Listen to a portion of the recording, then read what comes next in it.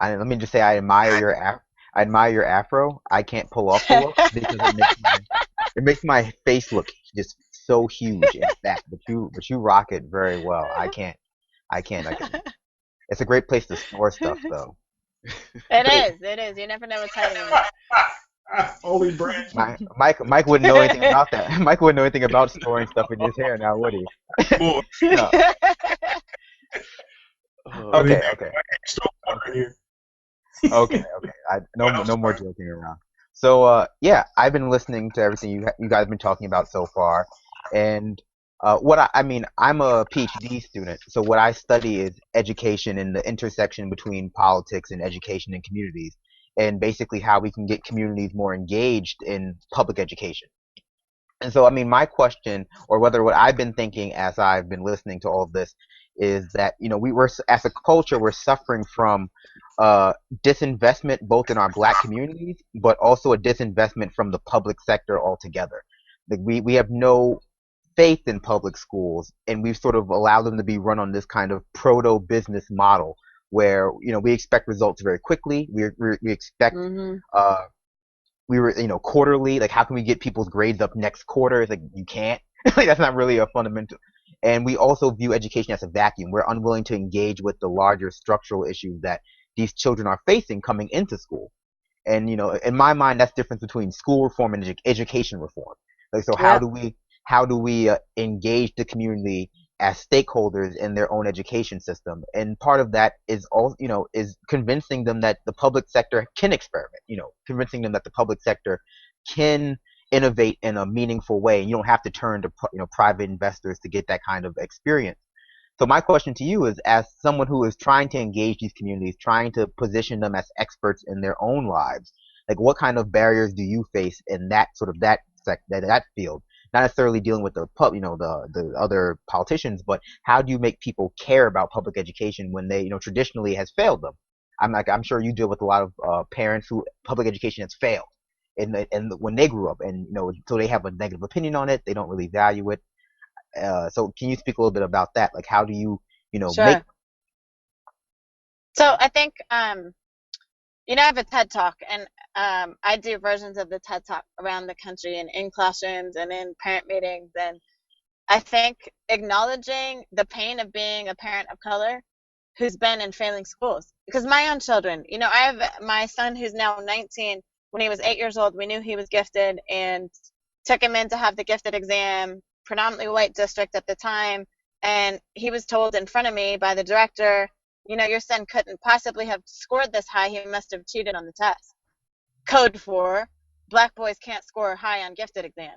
And my son, being Asperger with no filter, said, well, I guess I'll just score higher then. Give me the test again. He's 8 years old. My oldest son, who's 21, when he was 8, was called stupid by a teacher. He's dysgraphic, and his handwriting is very sloppy. That's part of dysgraphia. His handwriting doesn't look any different today than it did when he was 8 years old, and she called him stupid. And I think when I share those stories about how the system has failed me as well, and how we can either complain about the system failing us or we can be part of the solution, that has really inspired people to get on to see that someone in leadership, someone who looks like them, has also, I'm in this because things were perfect for me. I'm in this because partly I have had to fight for my own children's success in school, and I'm all about being involved in providing solutions to the problem. And I think that has really resonated for folks. And I'm also very intentional about trying to get into the non-political spaces, the spaces where people don't vote because they've never had anything to vote for, or they feel like their voices have been silenced. I'm really intentional about getting into those spaces and telling people, I want to hear from you. I need to hear your stories. I need you to believe that your stories matter and that your voices matter. And I think that's a really unique way to go about this political process. My opponent is not doing that. He's in the same political spaces that all the other folks are in. I am very intentional about getting out of those spaces and into spaces where people aren't even voting.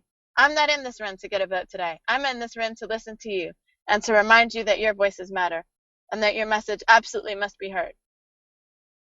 So part of what you said earlier that really struck me was the work that you do teaching cultural competency to teachers. So Mm. so I live in New York City, so I'm sure if you're not aware of New York City, and for our viewers who are not aware of New York City, despite New York City has one of the biggest school districts in the United States, Yes. uh, but it also has some of the largest discrepancy in Yeah. educational equality. So we have the worst school district in New York, in America, in New York City, if I'm not mistaken, if it hasn't been beaten to the bottom by It may someone. have been beaten by Seattle, actually.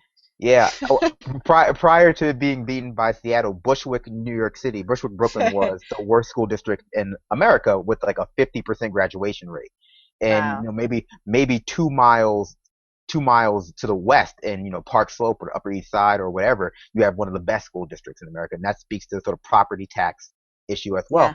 So my question, but at the same time, what I see with a lot of teachers from in New York City is this kind of a mirroring of the position we have with cops as well, where you have teachers living in predominantly white neighborhoods who have lived predominantly white lives with Hmm. with no black people in their social circles, basically busing themselves into these black communities and sort of teaching the natives, Yep. and it's just that sort of gap in empathy where they just don't see these kids Hmm. as kids. They see them as as a type of just basically foreign to their lives. And I wonder what kind of results have you seen from teaching cultural competency to these teachers, because that's like I've had lots of conversations with teachers about just being they just don't understand these kids, and they're very quick to uh Judge.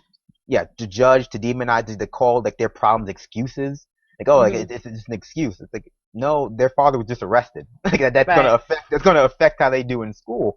And so I just wonder like how you have dealt with that in your like what kind of results have you seen when dealing with that?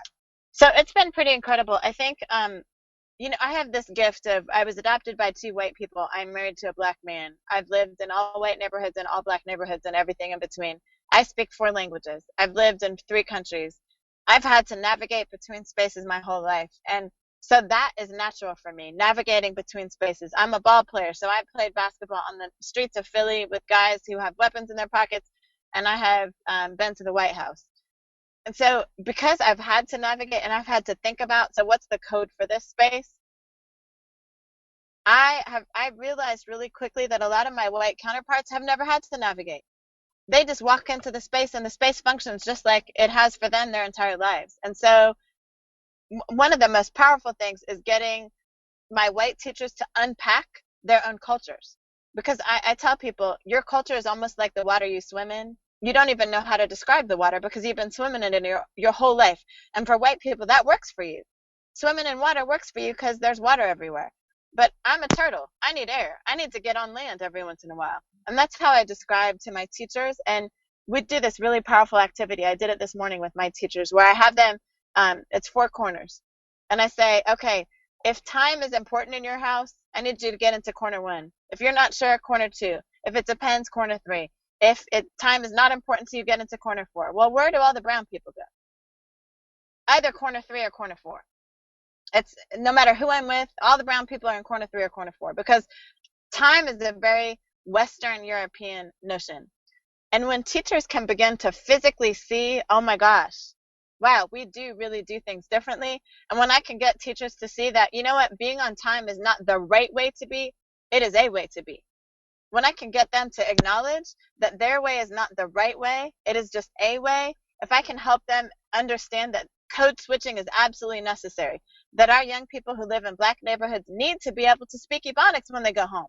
You cannot ask them to speak academic English and then go home and speak academic English, so they're going to get beat up by the kids in their block, right? But until we can have those honest conversations about assumptions that people make, I am able to see incredible growth in my teachers once they look in the mirror and acknowledge not only their privilege, but just how much culture impacts every decision they make. And if they don't unpack their culture, they automatically operate in it. And they automatically operate as if their culture is right. When I can help them unpack it and they see, oh, this is just a different way of being, it changes now how they interact with students from different cultures. And in Washington State, where I am on the I-5 corridor, we have anywhere from 100 languages to 150 languages spoken. So it's not just black and white. It is black, it is biracial, it's African from all over Africa, Somalia, Ethiopia, Eritrea, all over the Middle East, Southeast Asia. So our diversity is incredible in almost every building from Tacoma to Seattle. And so we have to help people not just unpack how they're addressing Black boys, but how are you addressing a boy that just came off the battlefield in the Sudan? This boy is going to have some anger. And it has nothing to do with Black or white. It has to do with how he's been socialized. And if our teachers don't understand that, then what they'll see is an angry boy who needs to be kicked out of class, instead of a boy that has been hurt and damaged who needs to be helped and who needs some support and counseling.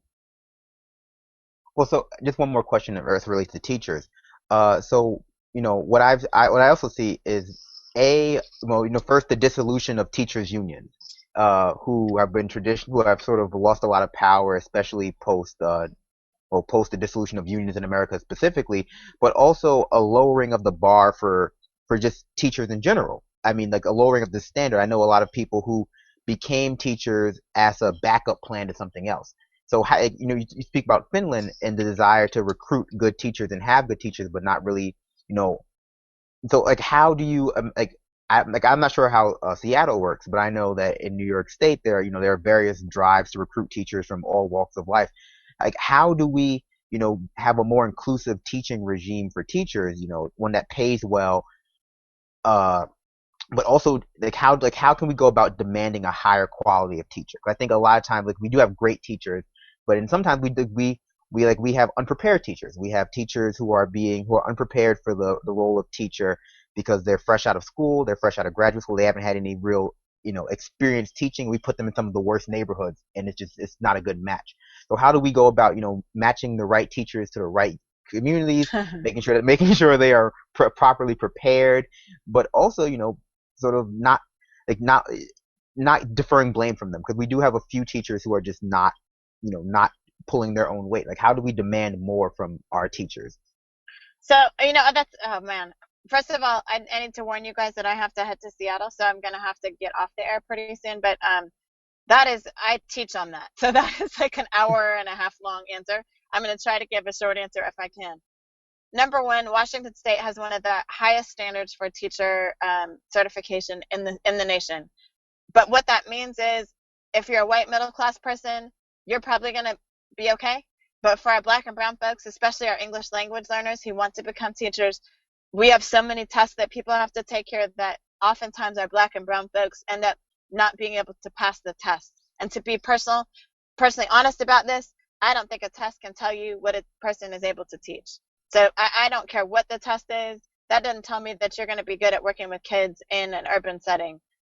So that's a whole different conversation. I believe there are just as many failing teachers as there are failing business people. So I think the greatest challenge right now for us is that we have not set up a culture where we support people as they're coming into the field. So like you said, research shows, the Gates just did a study. The first year teachers go into our highest poverty, brownest schools. So it's almost like we set them up for failure. As a system, as school districts, we need to be more intentional. Our brand new teachers ought to be going to our highest performing schools, to the kids who least need the support.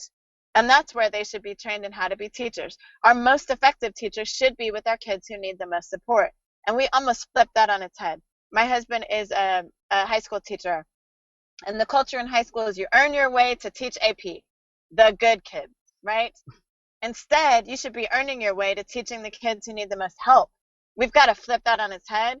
We shouldn't have the most expert teachers teaching the kids that actually need the least amount of support. We should have the most expert teachers working with the students who need the most support.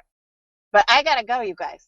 I'm going to listen to you all, but I shouldn't be on here while I'm driving. That would be really dangerous. So I'm going to mute myself. Thank you so much for letting me be on the show today.